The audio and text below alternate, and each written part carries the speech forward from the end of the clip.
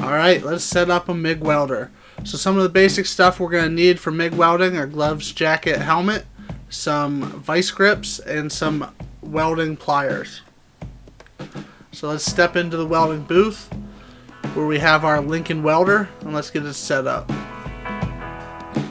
First things first, we need to turn the gas on.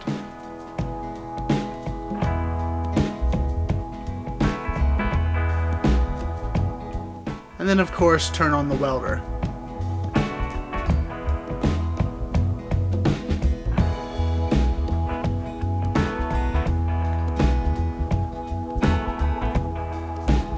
Alright, so we're going to set up our gas. We're going to turn it up 20-30 range depending on preference.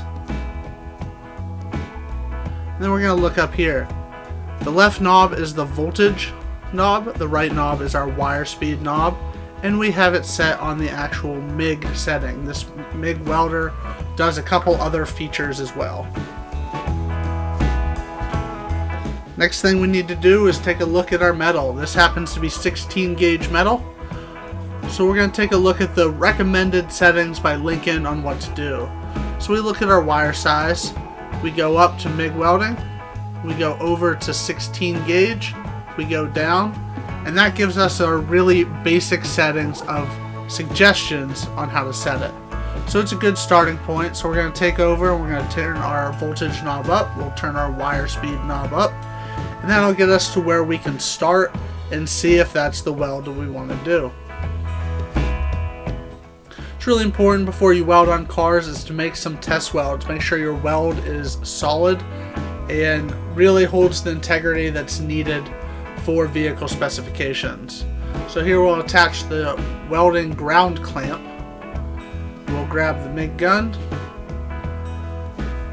And obviously there's a little bit too much wire out here. So we're going to grab some of the MIG welding pliers. And we're going to trim this wire up a little bit. It's important that when you're welding you have a little bit of stick out. As you can see, I left just a little bit of stick out there. And that's how we're going to have it set up. So we got our nozzle, make sure it's pretty clean, make sure our trigger's working, make sure everything's functioning appropriately. So we're going to go over and we're going to look at what our travel and work angles need to be. Our work angle is the angle going into the gap. This happens to be a lap weld or fillet weld. And then we need to have a travel angle. This is a vertical style, so generally we'll be pulling down. And that's about how the technique's going to be. So let's take a weld and see what it looks like.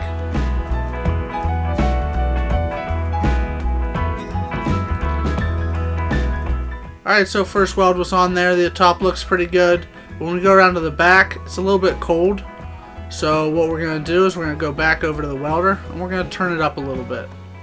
And really we'll play with it until we get the exact weld that not only matches what the weld's supposed to be and matches our weld technique, whether we weld fast, slow, stuff like that.